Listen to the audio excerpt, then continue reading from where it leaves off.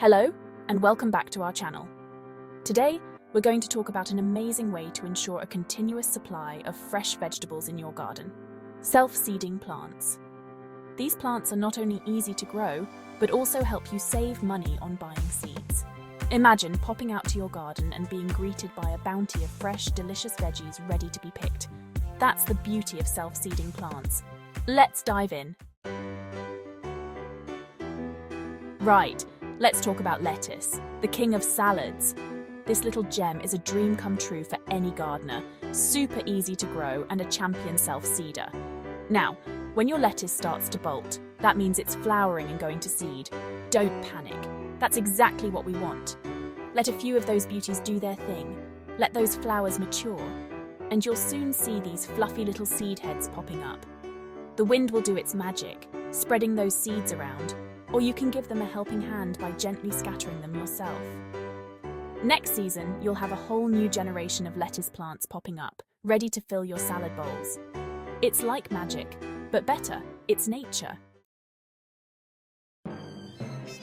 Tomatoes, the star of the show, the king of sauces. Who doesn't love a juicy tomato straight from the vine? And guess what? They're brilliant self-seeders too. Now, at the end of the season, when you've got those lovely, ripe tomatoes, don't throw away the seeds. Scoop them out, give them a little rinse, and let them dry out on a plate for a few days. Once they're dry, store them in a cool, dry place, and come springtime, they're ready to be sown. Tomatoes are like little gifts that keep on giving, year after year. Basil, oh beautiful basil. That incredible aroma that just screams Italian summer. It's not just for pesto, you know. Basil is fantastic in salads, soups, and even desserts. Now, basil is another fantastic self-seeder, and it's incredibly easy to encourage. Just like lettuce, when your basil plants start to flower, let a few of them go to seed. You'll see these tiny little black seeds forming, and once they're dry, they're ready to go. Basil is a bit of a sun worshipper, so make sure it gets plenty of light, and you'll have a constant supply of this aromatic herb. Strawberries, the queen of summer fruits. Sweet, juicy, and oh so delicious. And the good news is, they can self-seed in your garden too. Now, strawberries have a slightly different way of self-seeding. Instead of producing seeds that you sow, they send out these little runners, like little baby plants on stems.